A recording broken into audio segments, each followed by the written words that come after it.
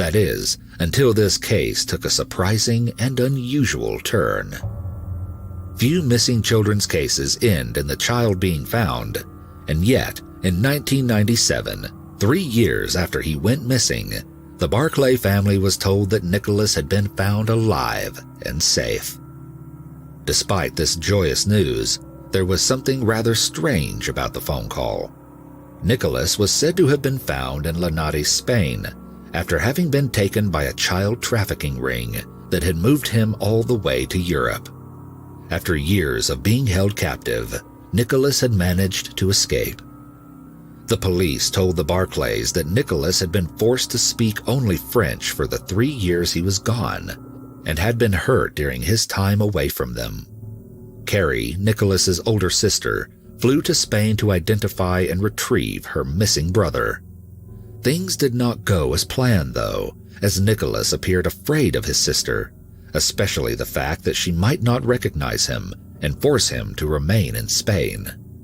When he finally allowed Carrie to come and see him, he kept a baseball hat and sunglasses on, yet Carrie said that she knew he was her brother. The two spent some time together to get reacquainted, as Nicholas claimed that he had very little recollection of his life before being taken, as his mind had blocked it out as an emotional response.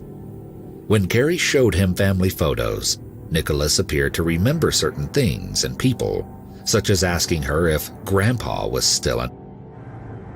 Before he was allowed to return home with Carrie, though, Nicholas had to pass a test where the police showed him family photos that Carrie hadn't gone over with him, and he had to correctly identify the people in them.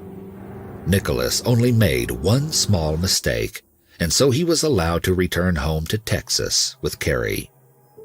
Even though the Barclays were delighted to finally have Nicholas back, there were a few things that they couldn't ignore.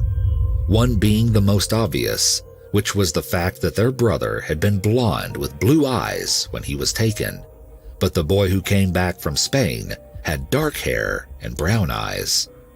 Nicholas had an extraordinary explanation for his change in appearance. He said that to keep his identity a secret, the people who had taken him had performed experiments to change his hair and eye color so that no one would recognize him as Nicholas. He also spoke with a heavy French accent, but this was explained away with his story of being forced to only speak French for the 3 years